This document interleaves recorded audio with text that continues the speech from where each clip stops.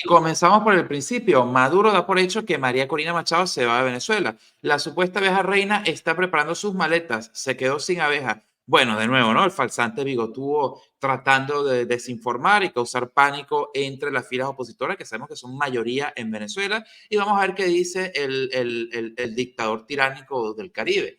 Hoy les digo, la supuesta abeja reina se quedó sin abeja y está preparando maletas, marca Gucci. Bueno, primero que todo, el que anda siempre vistiendo de marcas y el que anda con relojes que cuestan el equivalente a todos los salarios mínimos de los profesores del país entero es Maduro, ¿no? Que además anda siempre vestido de punta en blanco con cualquier marca sumamente costosa. Él y su mujer hacen alarde de cuántas marcas pueden existir. Entonces a mí me encanta como Maduro siempre habla de los grandes oligarcos y apellidos cuando él mismo y Cilia andan vistiéndose con todo lo último de las boutiques de Nueva York y París y Londres. Entonces, él también dice que María Corina se quedó sin abeja. Yo creo que aquí, Jorge, el que está disociando es el dictador. Él dice que María Corina se quedó sin gente. Oye, te recuerdo que durante la campaña, el falsante, el dictador Maduro, no pudo llenar ni siquiera una esquina. Ni siquiera si comenzaban a entregar caña gratis en una licorería, no iban a poder llenar esa esquina. Entonces, fíjate tú el descaro de este tipo diciendo que María Corina se quedó sin abeja. Además de eso, para complementar, también otras agencias de noticias lo dicen con mucha propiedad, que hace esta aseveración, como es costumbre, sin ningún tipo de evidencia y solamente para insultar al adversario y para, una vez más, meter miedo a cada uno de nosotros y generar esa zozobra y desinformación. También, bueno, insultando, y vamos a ver lo que sigue diciendo. Ella sabe lo que yo estoy diciendo. La Sayona se está preparando para irse. Compadre, también lo estoy diciendo, son cobardes, añadió Maduro en una concentración en La Guaira este fin de semana en la que celebró su controvertida reelección. Bueno, una reelección efectivamente controvertida, por no decir de otra manera, y al final de cuentas aquí, ¿quiénes son los cobardes? Nada más que ellos que lo que usan es la fuerza para reprimir a una población civil, la fuerza para meter preso a unos niños inocentes que hoy, cuando ya iniciaron las clases en toda Venezuela, están más de 50 niños, 68 para ser precisos, detenidos en cárceles compartiendo celda con delincuentes comunes. Entonces Cobardes dime son tú, ellos, los ¿quiénes son los chavistas. cobardes? Que cobardes son ellos, Así, los chavistas, Maduro y su gente que se tiran el mega fraude electoral más grande de toda la historia de la humanidad, simplemente porque tienen miedo de entregar el poder, porque saben que si entregan el poder les va a caer la justicia encima. Entonces, alguien que le teme a su destino, porque tú sabes muy bien que el destino de esta gente o es la cárcel o es el plomo, obviamente se atrincheran, ¿no? Con toda su cobardía y se aferran al poder para evitar que eso tarde o temprano les llegue. Pero les va a llegar porque de la y justicia divina y la justicia terrenal no muchos se salvan. ¿Eh?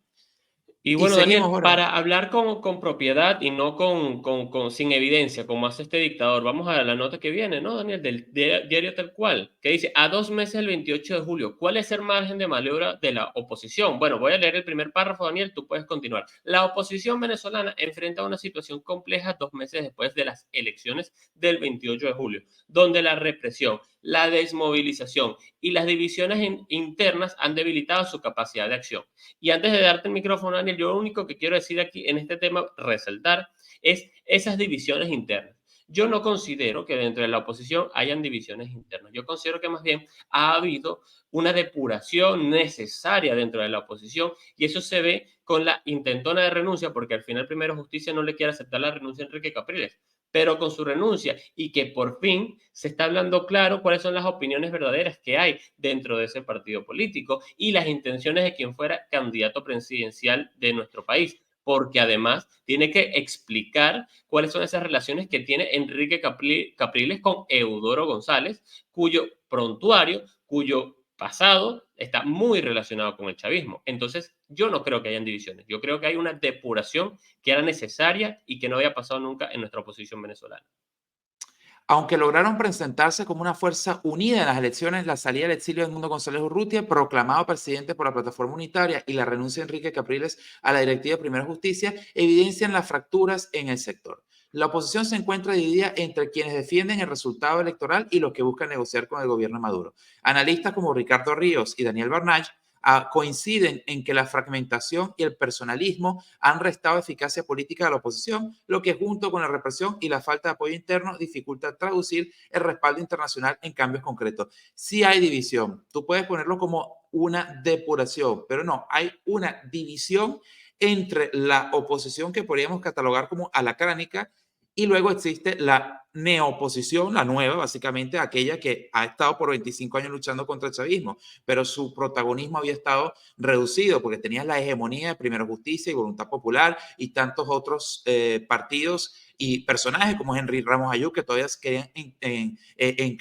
encabezar el movimiento opositor, y esta vez le salió por otro flanco María Corina y Edmundo, que básicamente venían haciendo su trabajo hormiguita por 25 años y diciéndole siempre a Chávez, bueno, María Corina, ¿no? Que le dijo incluso decir a Chávez ladrón en la cara, cosa que los demás nunca se atrevieron. Entonces, la oposición tradicional que conocemos, que son partidos como Primero Justicia, Acción Democrática, Voluntad Popular, que hoy en día ya están moribundos y extintos debido a las intervenciones de la dictadura, ellos sí están divididos entre facciones que dicen o apoyamos a María Corina o seguimos en el status quo. Y lamentablemente muchos de ellos lamentablemente siguen en el status quo porque es la manera de mantenerse cerca del poder. Oye, Entonces, Daniel, existe una interesante división. cómo tú divides estas dos oposiciones, porque es bastante interesante.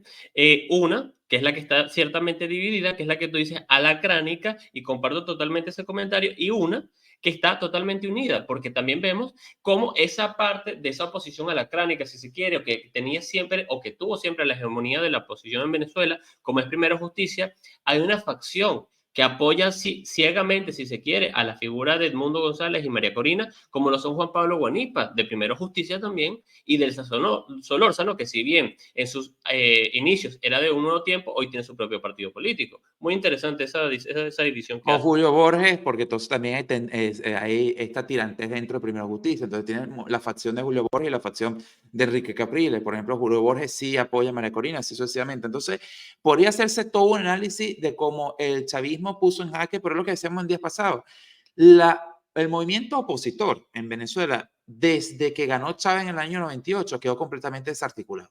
Por más que hubo muchísimos intentos, como las 2 veces que Capriles se lanzó a la presidencia, que tuvo el gran respaldo unitario de todos los bloques y demás, en realidad cada facción opositora siempre jaló por su lado. Y eso, lamentablemente, yo creo que es producto de la crisis política, la crisis de partido que se dio en los años 90, cuando llegaron a juicio a Carlos Andrés Pérez y sucesivamente. Yo creo que ya desde allí hubo una estacada mortal contra el movimiento opositor, del cual no se ha recuperado. Y ahora que se recupera, en el sentido que tú ves que hay un verdadero apoyo a María Corina, encuentra sujetos como Enrique Capriles que salen básicamente a querer romper la fiesta. Ahora, de nuevo, es cierto, el, el, el discernimiento, Jorge, la diferencia de criterio es lo que hace que las democracias sean puras y verdaderas y puedan crecer. Pero aquí no estamos hablando de una democracia en las situaciones normales en la cual nos vamos a enfrentar un ejercicio electoral transparente y legal. No, estamos ante la dictadura más sanguinaria del continente, una dictadura de narcotráfico y de guerrilla. Entonces, ¿vale la pena la postura del señor Capriles a estas alturas? No, no lo vale. Entonces, de Totalmente de nuevo, acuerdo. hay una fractura, pero la fractura está entre los batequebrados, no dentro de la fórmula ganadora. La fórmula ganadora ya se sabe que sigue completamente fuerte. El señor Capriles como que come ají, porque el que come ají se pica. Mira, y yo para cerrar esta nota, ante una dictadura, como tú bien dices, yo creo que la palabra clave aquí es disciplina, y como también lo dijo Iván Simonovic, disciplina ante lo que viene, disciplina a 2 meses de este 28 de julio, a 2 meses de este intento de robo y de atornillarse en el poder de la dictadura. Yo creo que tenemos que seguir con la disciplina de apoyar a la oposición ganadora, como tú bien dijiste, a la presidencia electa de nuestro país. Porque es que dime tú, ¿qué es lo que pretende ahora Capriles con toda esta pantomima que hizo? Que nos vayamos a las elecciones del 25 de nuevo y no, aquí no pasó nada, no hubo fraude presidencial, ahora vamos a alcaldía, gobernación y asamblea a ganar 3 o 4 gobernaciones a nivel nacional y un puñado de alcaldías. Por favor, Y por como ya favor. tú, y también como ya todo el mundo lo sabe, y bueno, los leemos aquí en los comentarios, pero con esos discursos ya vacíos y vacuos, nulos, que vamos a ganar, esta vez sí vamos a ganar, vamos a votar porque vamos a por las concejalías y la alcaldía de gobernación, y al final se terminan robando la elección y estos tipos terminan sobreviviendo o viviendo en un intento de una pseudodemocracia dándole la cara a la dictadura. Así que no, señores, ya nadie se come ese cuento y sabemos que la unidad en esta oposición ganadora liderada por María Corina Machado es la que nosotros tenemos que tener disciplina y seguir apoyándola. Pero Es que bueno, vamos a la pareciera próxima algunos, nota. Jorge, parecía antes de seguir, Sí, pareciera, y reiterando lo que dijimos en días pasados, que hay un gran sector opositor, de nuevo, no hablo de la dupla ganadora de estas elecciones, que son María Corina y Mundo, sino tantos otros que quieren que el chavismo siga, para ellos seguir teniendo algo con que hacer un teatro sin tarima y de seguir ganando una que otra alcaldía, una que otra gobernación y tener alguito de poder. Entonces ellos prefieren inmolar al país antes de verdad iniciar una lucha por la gesta democrática, como sí lo está haciendo María Corina y bueno, Edmundo ahora desde Madrid. Pero ahora sí, Así es. tienes razón, sigamos, porque hablando de teatro sin tarima, aquí tenemos a nuestro canciller, ¿no? Bueno, no es nuestro, el Bueno, canciller de la dictadura, mejor dicho. el canciller de la dictadura, y así lo dice Efecto Cocuyo, canciller de Maduro se reúne con Guterres y denuncia agresiones de Estados Unidos. Pero por aquí dos cosas, ¿no? Una imagen dice más que mil palabras. Y yo veo aquí a un Antonio Guterres que lo que más quiere es limpiarse la arruga de este señor, tomarse la foto como por compromiso y salir huyendo y alejarse de este payaso como lo Sí, es porque Iván Gil. Iván Gil lo jala como 20 para acá. Bueno, pobrecito Totalmente. Guterrey. Pero luego, ahora vamos a la nota, pues lo que dice, el canciller del gobierno Nicolás Maduro, Iván Gil, sostuvo un encuentro con el secretario general de la ONU, Antonio Guterres, para exponer las más recientes agresiones contra la nación alentadas, dijo, por Estados Unidos. Informó este domingo el canal estatal de venezolana de noticias, de venezolana de televisión, BTV. Además, Gil, de acuerdo a una nota de prensa, una vez más de BTV, para quien no es venezolano, BTV es el RTV español, si se quiere, la agencia de noticias venezolana que está totalmente tarifada por el régimen. Aseguró que estas agresiones y violaciones de derecho internacional son cometidas contra los venezolanos y las instituciones del país, al tiempo que aseguró que han sido derrotadas en una muestra de férrea voluntad de avanzar en paz. Bueno, yo no sé qué tanto ellos hablan de avanzar en paz cuando asesinaron a 25 personas por pensar distinto, han metido preso a casi 2.000 personas, entre ellos casi 70 niños por pensar distinto, por simplemente estar en la calle. Yo no sé de qué paz hablan ellos cuando no dejan a la gente, no respetan la voluntad popular de la población, que mayoritariamente votó por una alternativa el 28 de julio. Yo no sé de qué paz están hablando. Y por el otro, esta gente sí es hipócrita, porque por un lado siempre están insultando cualquier resolución que no les gusta de las Naciones Unidas, pero por el otro utilizan cualquier oportunidad, y en este caso en la Asamblea General que hubo hace ya 10 días, para dar este tipo de declaraciones e ir llorándole a las mismas instituciones internacionales. ¿Cuál es Es esta que hipocresía? la hipocresía de ellos es que cada vez que, ¿cuáles son las agresiones contra Venezuela en este momento? Que le hayan pedido al chavismo presentar las actas. Eso es una agresión. Le han pedido al chavismo que muestre los resultados verdaderos y que asuma su derrota electoral. Eso es una agresión. De nuevo, ¿no? Cae esto en la hipocresía de esta gente, que es cuando les piden la verdad y que actúen al marco, apegado a lo que dice el marco legal, ahí es una agresión. Cuando lo que hacen es, ¿cómo se llama? Alcahuetearle las desgracias que ellos hacen, no hay entonces verdadera amistad. En fin, yo espero que el señor Antonio Guterres se haya lavado las manos bien con jabón azul, porque le habrán quedado oliendo a dictadura y violación de derechos humanos, ¿no? Porque al darle la Totalmente de mano acuerdo. a ese canciller de la dictadura, eso es lo que queda impregnado en la mano. Y yo no sé de qué pasa hablan, Daniel, cuando, por ejemplo, hoy amanecemos con la noticia de que 20 Venezuela denuncia detención de dos miembros del equipo de seguridad de Machado que se unen a los miles de detenidos, quienes son Milciades Ávila, jefe de seguridad de Machado, y a Edwin Moya. Entonces yo no sé de qué tipo de paz habla cuando todos los días nos despertamos con este tipo de noticias.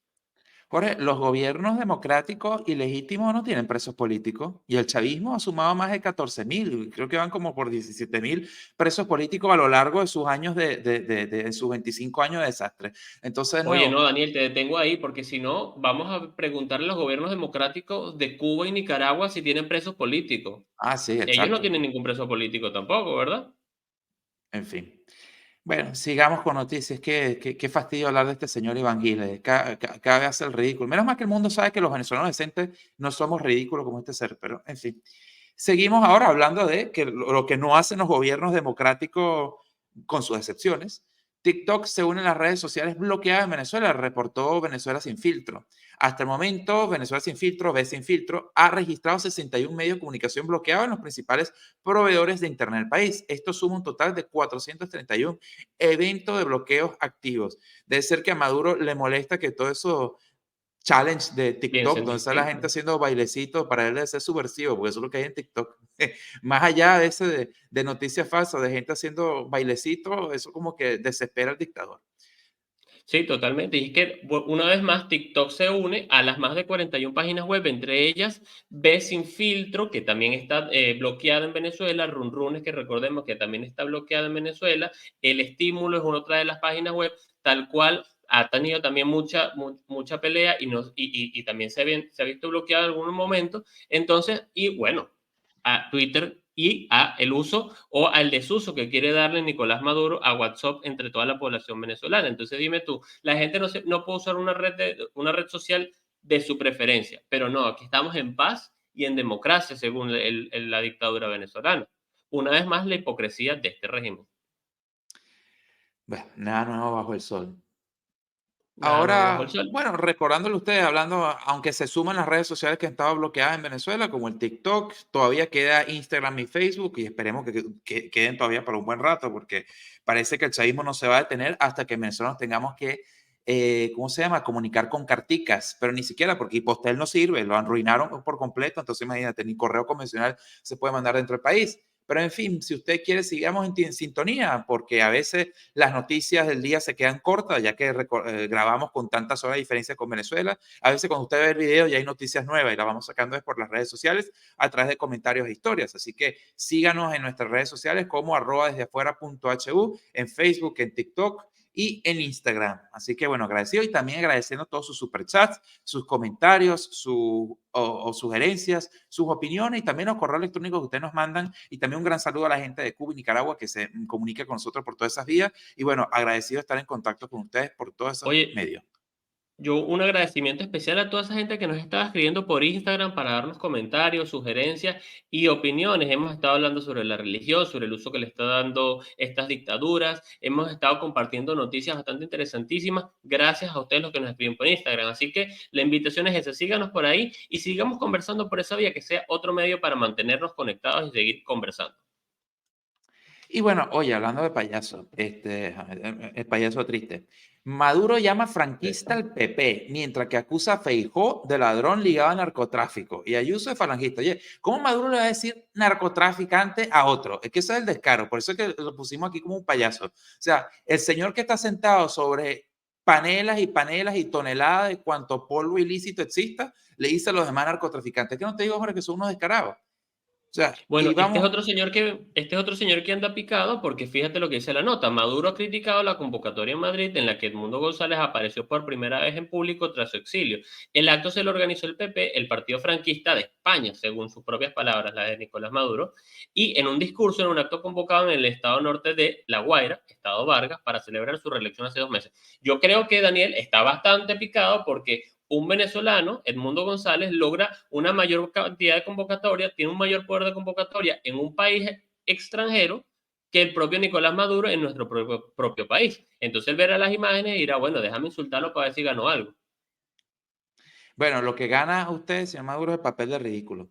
Y además después arremete contra Ayuso. Allí estaba la falangista de más Isabel Ayuso, algo así como alcaldesa de Madrid. Fascista colonialista, de la peor que hay en España. Estaba el tal Feijó, un ladrón vinculado al narcotráfico en Galicia. Oye, ¿cómo les encanta a ellos poner adjetivos, etiquetar a gente, inventar todas estas cosas? En fin, es un payaso. No quiero detener mucho más aquí tiempo en esto. Simplemente que le encanta decirle colonialista a el PP y Ayuso, pero no le dice colonialista a Zapatero. Es más, le manda oro a Zapatero porque hasta le dio una mina al amigo Zapatero. Entonces, dime tú cómo es ese discurso Claro, de a doble moral. Y a Zapatero no le dice Monedero, exactamente, a ninguno de esos le dice ni corrupto, ni criminal, ni delincuente, ni asesino, ni cómplice, no le dice nada de eso. Claro, el que calla toro. Y como a mí me gustó una frase que tú dijiste hace mucho tiempo en uno de los programas, de que en la diplomacia internacional no es tanto lo que se dice, sino lo que se deja de decir. Y aquí este señor Zapatero brilla por su ausencia, efectivamente, porque, como ya todos sabemos, es el aliado y mejor amigo de la dictadura en el extranjero. en fin, sigamos con el acontecer. ¿Y qué tenemos? Oye, Jorge, esta noticia la puso Jorge ahorita y la verdad me sorprende porque Iris Varela se pronuncia por el recurso de Enrique Márquez contra sentencia de la salida electoral del TSJ.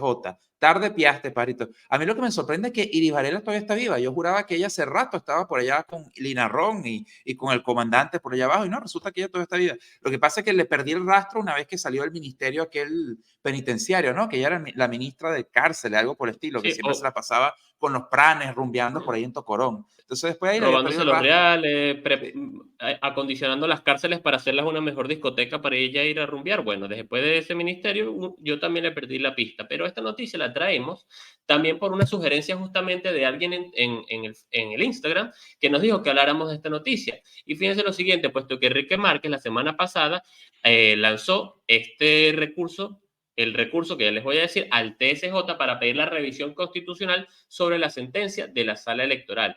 Y lo que Márquez estuvo en la sede, puesto que acompañado con decenas de personas que hacen vida en la vida política venezolana, especialmente sectores de la izquierda, Felipe Mujica, Juan Barreto, todo este tipo de personajes, para entregar este recurso en donde lo que pide es que se anule la sentencia de la sala electoral sobre los comicios presidenciales del pasado 28 de julio. Pero también hay una exigencia principal, conocer cuáles fueron los resultados de las elecciones, puesto que hasta la fecha ninguno de los candidatos sabe cuántos votos sacó debido al Consejo Nacional Electoral sigue sin publicar esta información. Y yo, bueno, aquí, como ya hemos hablado de Enrique Márquez y como ya todos ustedes saben, porque este señor en su haber tiene un largo historial bastante respetable. Yo creo que, señor Enrique Márquez, un consejo no pedido, aléjese de personajes como Juan Barreto, porque eso sí daña su reputación y su imagen. En segundo lugar, lo que dice Iris Valera, vamos a leer lo que dice. Ante este recurso que pide efectivamente Enrique Márquez, la diputada de la Asamblea Nacional del 2020 se refirió a la solicitud de Enrique Márquez como un recurso para convalidar el triunfo de Nicolás Maduro cuestionado por la comunidad nacional e internacional, asegurando que la petición es extemporánea.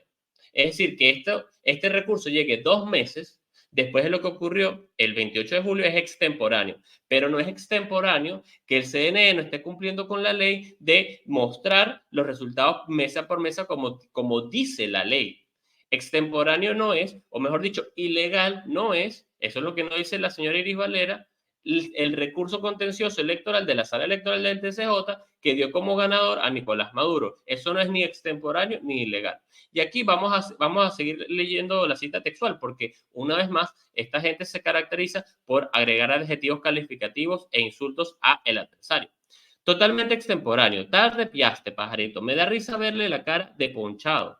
Ahí ellos no van a buscar nada, lo que quieren es seguir en la palestra avivando una brasa que ya se extinguió porque ellos quieren incendiar el país, aseveró en el programa Abriendo Puertas de Venevisión. En vista de ello, la chavista exigió a un sector de la oposición dejar de pensar en pajaritos preñados. La razón es que de aquí al 10 de enero se juramenta nuevamente el presidente Nicolás Maduro para un periodo hasta el 2031. Eso es lo que pasa en Venezuela. Una vez más, ¿quién incendia el país cuando no reconoce los resultados electorales? ¿Quién incendia el país cuando mete preso a niños y ancianos también jubilados que lo que hacían era estar en la calle porque querían celebrar su cumpleaños, hacer un mercado, hacerle un mandado a la mamá?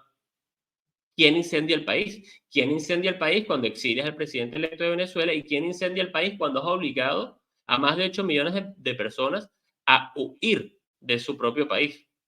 Jorge, ¿qué esperas tú de una señora que cuando fue ministra de lo que sea que fuera, ministra penitenciaria, ¿no? Ya ni me acuerdo el título, se reunía ella con su figura de ministra, que supone que era un elemento del gobierno y además el poder legítimo en Venezuela, ¿no? Entre comillas, si uno representa un cargo de ministro, se la pasaba reuniéndose con cuanto prana existiera en el país, que todos tenían nombre de fauna silvestre, el picure, el chigüire, el caimán, y así sucesivamente, y el conejo, el rabipelado. Entonces se pasaba reuniéndose en las cárceles junto a ellos y andando rumbeándose y echándose palos con esa gente. Entonces, ¿qué puedes esperar tú de una malandra como esta? Fin de la discusión. La verdad es que es hasta gastar saliva hablando de estos personajes, que nada bueno puede salir de ellos, absolutamente nada bueno, Mira, ni siquiera. muy bueno esa apreciación que tú haces, ¿no? ¿Qué podemos esperar de esta gente que se reúne con pura fauna silvestre? Y efectivamente, el que se reúne con animales, el que se junta con animales, se termina convirtiendo en un animal, como lo es esta señora lanzando patadas de burro. Y bueno, ahora pasamos a España nuevamente con OK Diario en su segmento de OK Opinión. Y es un artículo de Amalio de Marichalar. Todo el mundo libre reconoce el éxito de la oposición y de manera aplastante solo aquí un partido abducido por marcianos no votó. Y aquí que dice el señor Amalio, Venezuela, respeto y admiración a su pueblo. ¿Alguien en su sano juicio puede entender la miseria y tal vergüenza? Todo el mundo libre reconoce el éxito sin precedente de la oposición y de manera aplastante. Solo aquí, un partido abducido por marcianos no votó lo que todo el mundo ha hecho, sin interpretación alguna. Se exige la denuncia ante el Tribunal Penal Internacional para detener y juzgar a un dictador terrorífico, pero el gobierno no lo hace. Aquí, obviamente, el señor Amalio se refiere al PSOE, que es el Partido Socialista Obrero Español, y al señor Sánchez como jefe de ese gobierno. No puede entenderse de ninguna manera tan alto grado de ignominia y de no defender la única verdad, que obviamente pasa por condenar a un criminal y felicitar a la oposición, apoyando sin fisura alguna al presidente electo. Venezuela merece la ayuda de España y los españoles. En pleno le están otorgando sin reserva, los españoles de bien. Es solo el gobierno quien recorre el camino contrario. Los españoles de todos los pensamientos y lugares de España queremos una Venezuela libre y respetamos la elección que el pueblo ha hecho en medio, además de innumerables dificultades e impedimentos.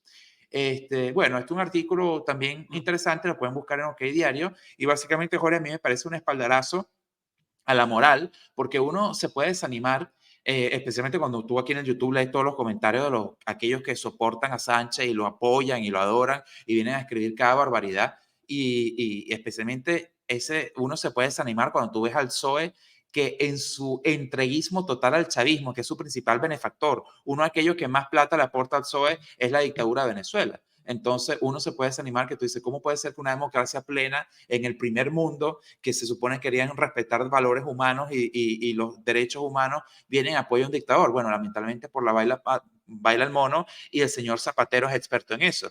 Pero vemos cómo tanto el Congreso y el Senado de España reconocen al mundo, y una gran parte de los españoles de bien apoyan la causa democrática de Venezuela y le exigen a su gobierno representar y apoyar esa causa democrática venezolana. Y aquí está un claro ejemplo de eso, de este artículo del señor Amalio de Marichalar.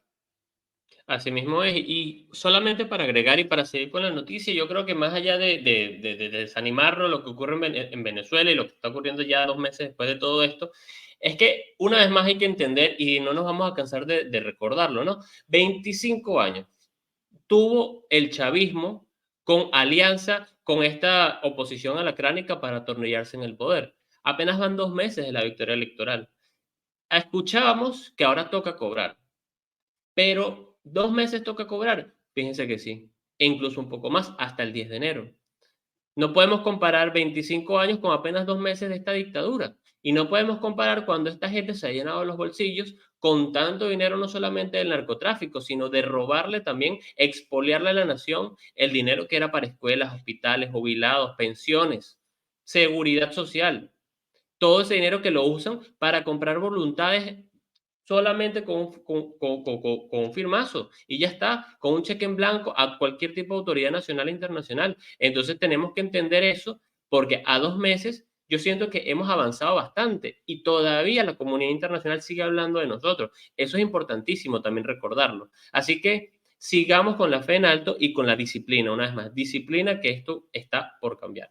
Pero hablando de morar en harto y hablando de lo que no queremos ser, y para tener bien presente lo que hace el socialismo del siglo XXI y el socialismo en general en los países que llega, vamos con esta nota que trae Daniel de Cubanet, donde dice: fin de siglo, de referente en América Latina a ruina en el centro de La Habana. ¿Y de qué habla esta nota, Daniel?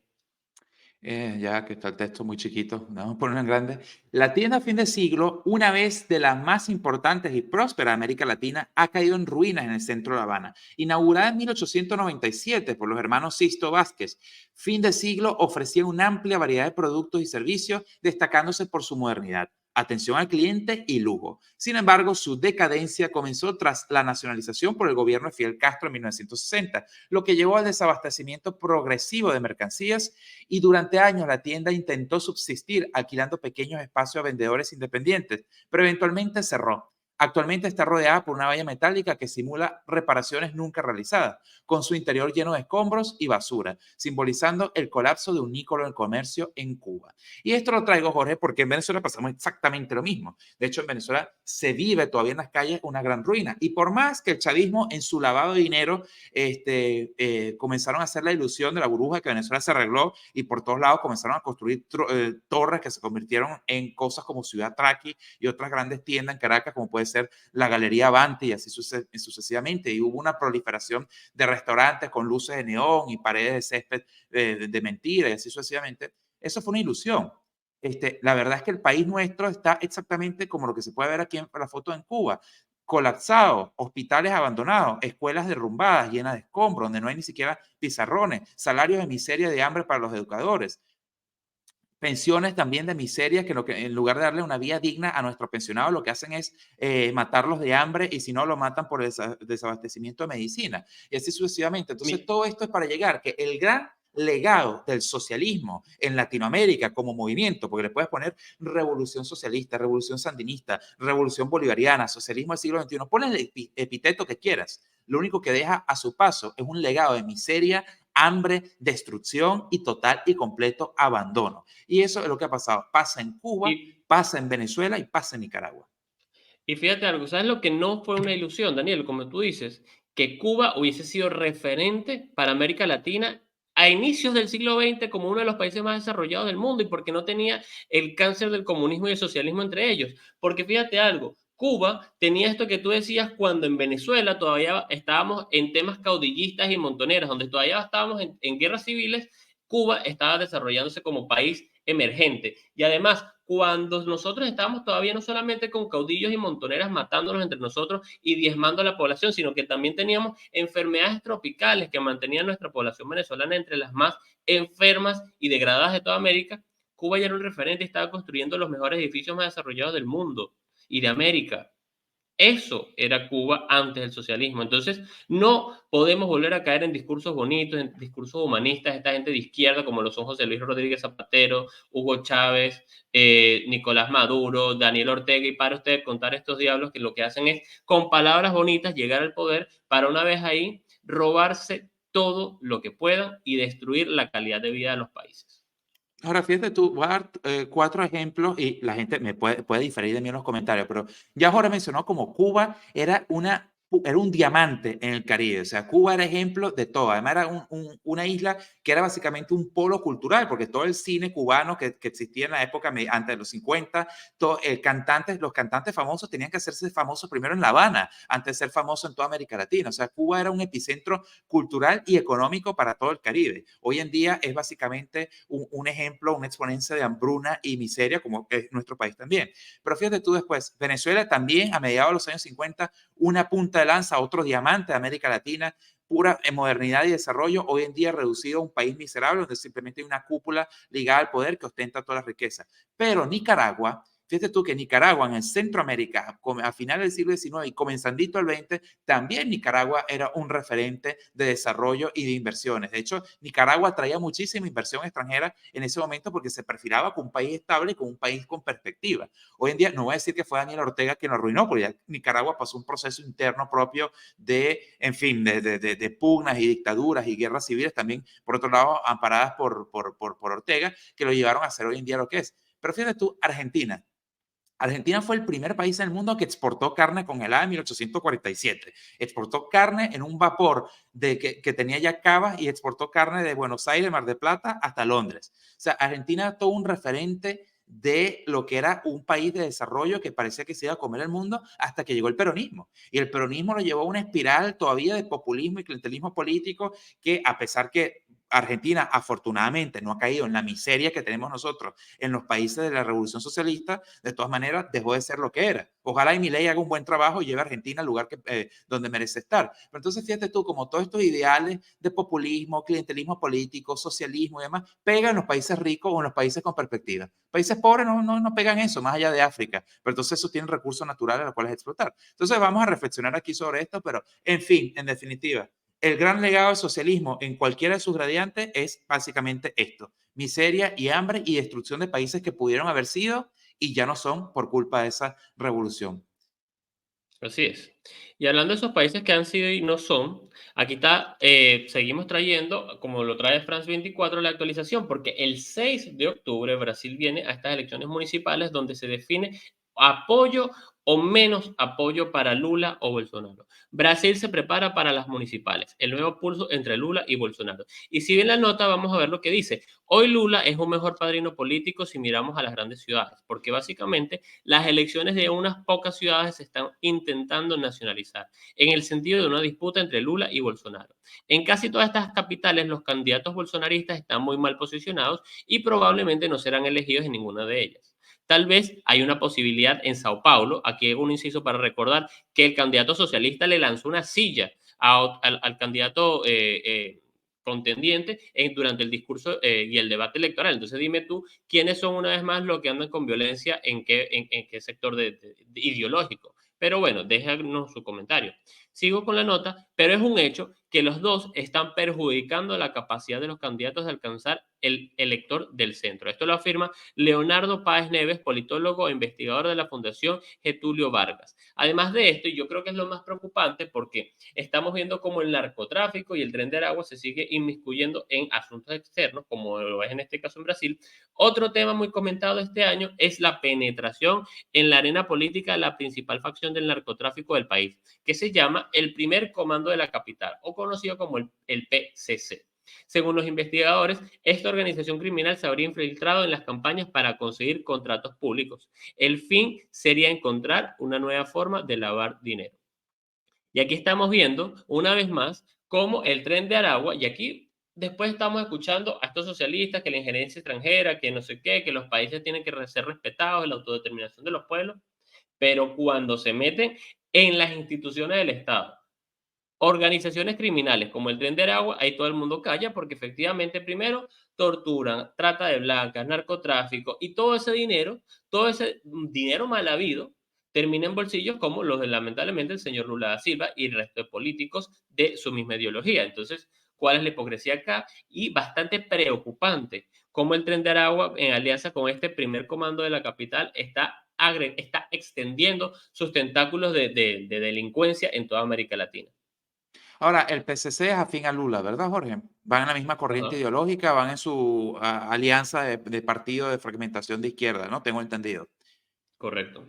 Bueno, entonces ahí tú tienes una clara conjeturas nomás, no lo tomen como palabra santa, pero ahí está. Tú tienes al señor Lula que se las quiere dar de mediador en esta crisis política interna que está viendo Venezuela, cuando uno de sus partidos adjuntos, que es este PCC, que está operando de manera clandestina con toda la minería ilegal, tanto en el norte de Brasil como en el sur de Venezuela, se enriquece y hace alianza con el Tren de Aragua, que es básicamente ahora la banda transfronteriza delictiva más peligrosa de América Latina, amparada, criada y formada por el chavismo. Entonces tú dices, ahí hay un conflicto de intereses, claramente parece. ¿Será que este guabineo del señor Lula apunta a que está recibiendo claros apoyos desde Venezuela, no solamente del punto de vista económico, sino también del punto de vista de todas estas bandas delincuenciales?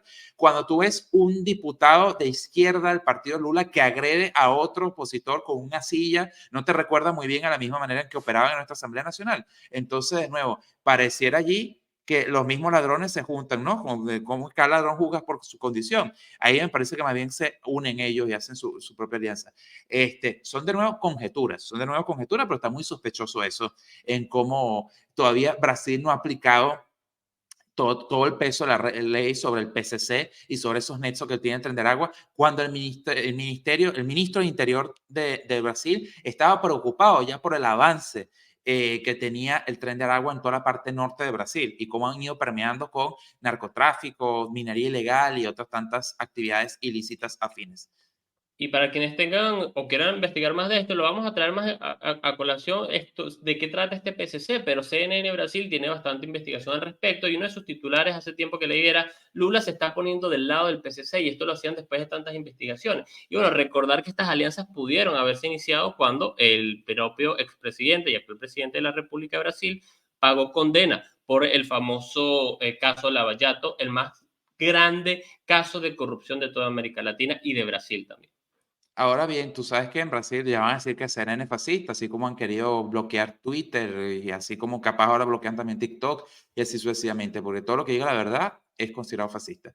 Y ahora seguimos de nuevo con Cuba antes de pasar a Nicaragua. ¿Y qué tenemos aquí en Cuba? Régimen de Cuba teme otro estallido antigubernamental, alerta el doctor Bisset.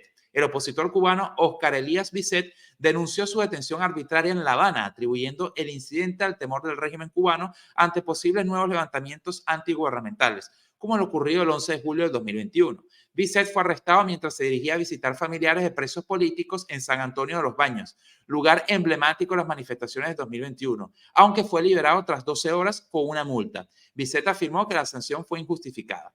El médico opositor alertó sobre el creciente descontento social y la posibilidad de que este descontento detone nuevas protestas debido a la grave crisis económica y social en la isla.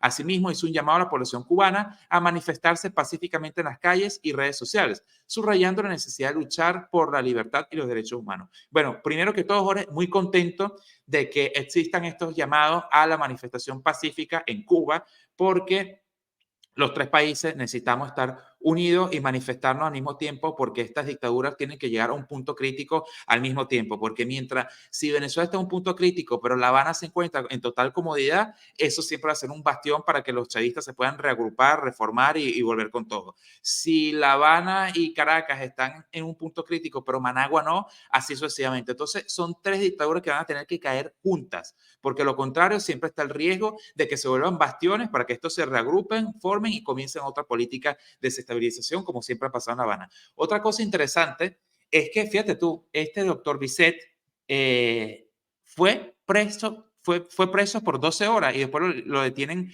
con una multa nomás y lo dejan libre, afortunadamente, ¿no? Porque Cuba también son expertos en violaciones de derechos humanos y presos políticos. Pero oye, a mí lo que me llama la atención es que en La Habana agarran a un opositor y, y lo dejan libre. Y en Venezuela, fíjate tú, es que ahora Venezuela está siendo incluso hasta más cruda y violenta que, que el mismo régimen cubano, del cual ellos han aprendido y estudiado todo lo que aplican. Bueno, como decía nuestro famoso periodista Oscar Llanes, ¿no? Así son las cosas. Y así están las cosas en Venezuela y en Cuba. Y yo quiero hacer un inciso aquí, Daniel, antes de ya ir a las últimas noticias. Era precisamente sobre esto que tú dijiste de que todas estas dictaduras tienen que caer al mismo tiempo. Estas tres dictaduras socialistas o pseudo socialistas, porque es que tú puedes llamar al socialismo narcotráfico o narcotráfico al socialismo.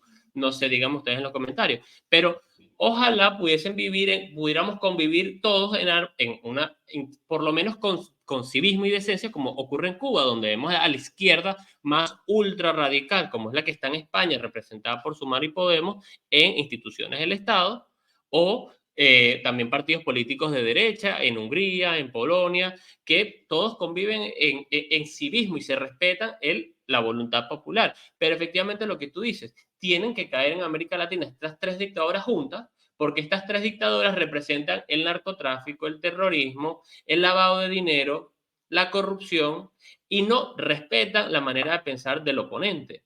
Entonces, si mantenemos a uno en el poder y no respetan la soberanía popular, no respetan la soberanía nacional. Entonces, si queda una de estas, lo que van a hacer es como ya lo han dicho. Daniel Ortega quiere mandar guerrilleros a Venezuela y Venezuela ha hecho dando tanto dinero para financiar campañas políticas y comprar voluntades en todo el Caribe. Y bueno, ni hablar de Cuba con sus dedos cubanos.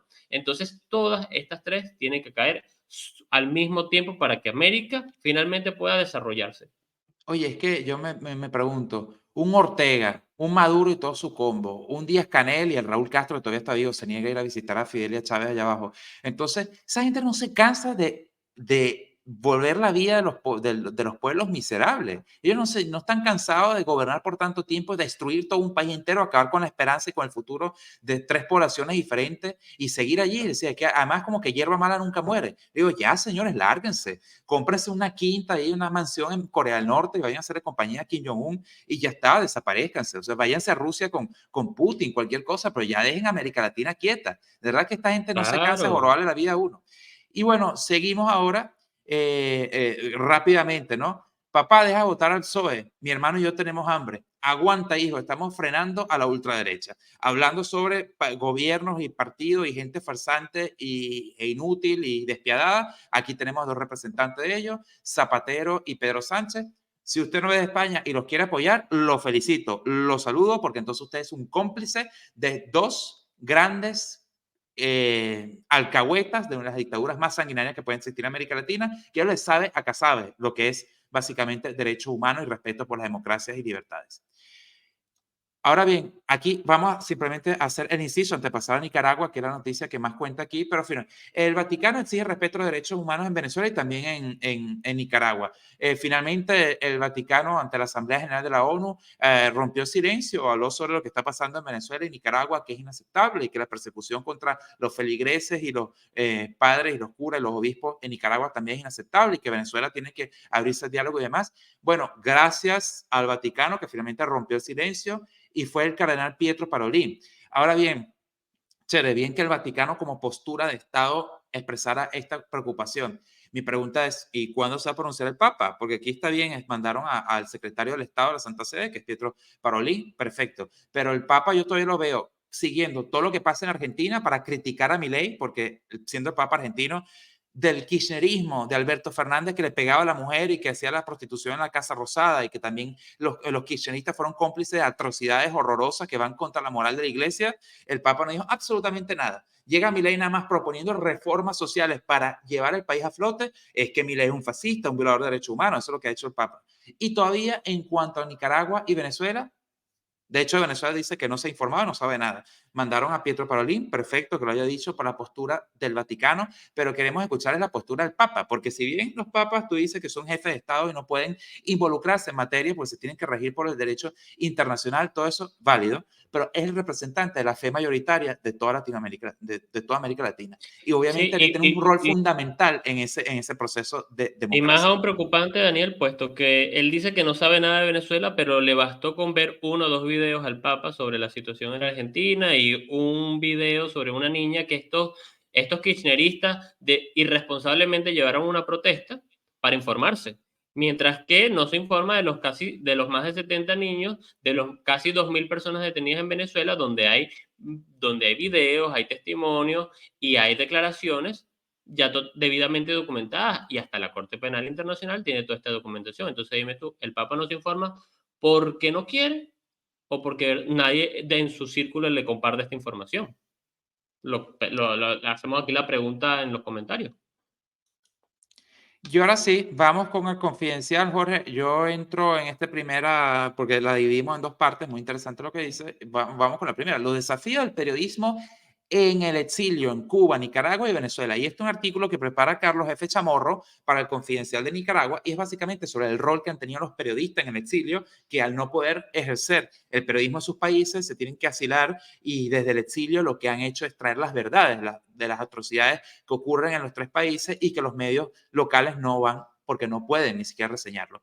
Todos nuestros periodistas se vieron obligados a salir al exilio para seguir haciendo de periodismo en libertad y nuestras fuentes informativas independientes se encuentran perseguidas y amenazadas. Sin embargo, las noticias que seguimos publicando sobre corrupción pública, las pugnas en el interior del régimen, las purgas de los altos funcionarios, el éxito masivo de casi el 10% de la población en Nicaragua y la utilización de Nicaragua como un trampolín para la exportación ilegal de migrantes a Estados Unidos son historias de las que nadie se entera en la prensa oficial. Nuestras audiencias dentro y fuera de Nicaragua, opositoras o partidarias del régimen, tienen una alternativa de información al margen de la censura que también le ofrece el periodismo de calidad a las audiencias internacionales. Asimismo, lo que dice Carlos F. Chamorro, recordemos que este señor es el hijo menor de Violeta Chamorro, expresidenta de Nicaragua, y quien llegó al poder en unas elecciones que también Daniel Ortega intentó robarse, como está haciendo Nicolás Maduro hoy en Venezuela. Pero Venezuela y Entonces, Carlos Andrés él, Pérez tuvieron el rol fundamental de facilitar esa transición democrática en Nicaragua, básicamente defendiendo y amparando y custodiando a Violeta Chamorro para que asumiera el poder en ese momento. Así es. Y para seguir con la nota, Carlos Chamorro dice lo siguiente: en estos tres países las dictaduras han criminalizado la libertad de prensa y la libertad de expresión, al extremo de que los periodistas no pueden identificarse como tales y deben omitir las firmas de sus notas para evitar ser detenidos. En Nicaragua, el periodista Víctor Ticay estuvo 17 meses preso, condenado por el presunto delito de conspiración por haber transmitido las imágenes de una procesión religiosa en su cuenta de Facebook. En Cuba y Venezuela hay decenas de periodistas presos, acusados de terrorismo o incitación al odio, por informar sobre las protestas sociales o el fraude electoral y por opinar en sus redes sociales. Mientras, el Estado ejerce distintas formas de censura directa e indirecta, incluyendo el bloqueo de Internet para impedir el acceso a los medios independientes. A pesar de estas restricciones extremas, la prensa independiente sobrevive a través de un ecosistema que tiene como soporte el periodismo en el exilio. Y aquí el periodismo en el exilio juega un rol fundamental, puesto que ya hemos visto cómo la inteligencia artificial, la tecnología, está rompiendo esta censura y a lo que han tenido que llegar los periodistas, en este caso venezolanos, para poder seguir informando con la noticia más veraz y sin ningún tipo de censura. Y por el otro lado, hace dos cosas estas dictaduras. Evidentemente, cuando no tienes periodistas que denuncien, todas estas marramucias, toda esta corrupción, toda esta delincuencia pasa por debajo de la mesa, pasa desapercibido porque nadie lo dice, nadie lo puede decir. Y por el otro, Daniel, que es lo que más me preocupa, es que rompes esa generación de relevo, esa brecha, y existe una grandísima brecha generacional en el periodismo de cada una de las naciones, porque aquí está un Carlos Chamorro y muchos periodistas internacional venezolanos, pero ¿dónde está la generación de relevo?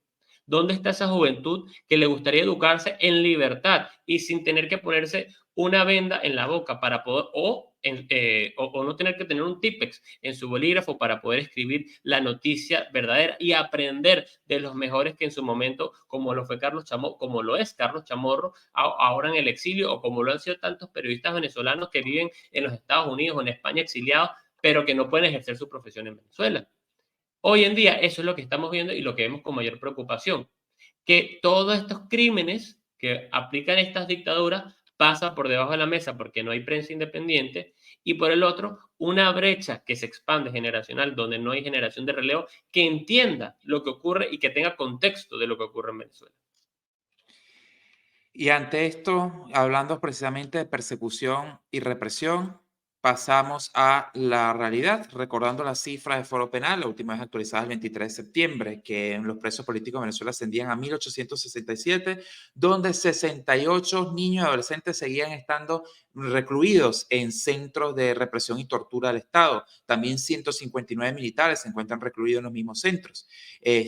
Van apenas condenados 151, no condenados y por lo tanto detenidos en libertad contra cualquier principio jurídico y legal, 1.716 personas. Si usted conoce algún familiar, vecino, conocido, amigo del colegio, alguien que se encuentre detenido y no se sepa y no haya sido contabilizado, no cuente con representación jurídica, en pantalla tiene los números de Foro Penal y de Provea, que son estas dos ONG que han hecho un trabajo titánico en Venezuela para identificar y representar a todos los presos políticos de estos últimos 2 meses. Entonces, los números están en pantalla, si los conoce, puede denunciar el caso para que la persona que usted conozca cuente con una representación legal, especialmente en este momento de tanta vulnerabilidad.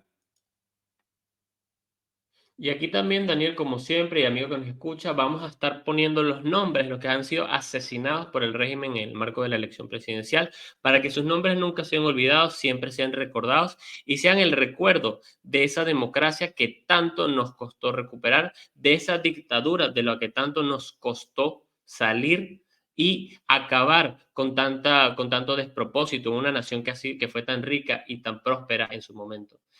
Queremos que sus nombres nunca sean olvidados y que sean el reflejo de una población que exige justicia, libertad y vivir en paz en un país democrático. Paz a sus restos. Y como siempre, gracias por llegar hasta acá, hasta el final del programa, no sin antes recordarles que esta batalla es principalmente espiritual y por tanto siempre tenemos que estar orando en comunidad, orando siempre juntos. Y acá traemos lo que dice Filipenses 4 en la Biblia, versículos 6 y 7, puesto que hay que, el poder de la oración hay que recordarlo y hay que siempre estar orando en conjunto para que la palabra de Dios y para que nuestro deseo de libertad y democracia sea escuchado. No se preocupen por nada, dice Filipenses. Más bien, en toda ocasión, con oración y ruego, presenten sus peticiones a Dios y denle gracias. Y la paz de Dios, que sobrepasa todo entendimiento, cuidará sus corazones y sus pensamientos en Cristo Jesús. Y es por eso que hoy vamos a orar juntos y vamos a orar con la siguiente oración. Amado Dios, hoy en esta semana que empieza queremos agradecerte una vez más por tu bondad, por tu amor y compasión. Querido Dios, sabemos que tu palabra transforma y es por eso que hoy nos unimos en oración miles de ciudadanos de bien para pedir por la paz de nuestros pueblos. Sé tu Señor y nadie más quien guíe la voluntad de tus hijos desde Argentina hasta México. Danos a todos, Señor, fuerza, coraje y perseverancia en nuestros corazones para enfrentar con valentía todas nuestras adversidades y en especial a estas dictaduras que doblegan nuestras vidas. Sabemos que tu amor todo lo puede y que en él nos abrazamos para seguir con fe y firmeza en el camino hacia la democracia y la paz para nosotros en toda nuestra América. Te lo pedimos en el nombre del Padre, del Hijo, del Espíritu Santo. Amén. Amén, amén por Venezuela, Cuba, Nicaragua, libres de esta pesadilla socialista. Y cerramos con esta caricatura de Pedro León Zapata. Es el momento que todo el mundo se abrace como si fuéramos hermanos. Y es que así estamos los venezolanos en completa vulnerabilidad, una vez más, después de 25 años de lucha.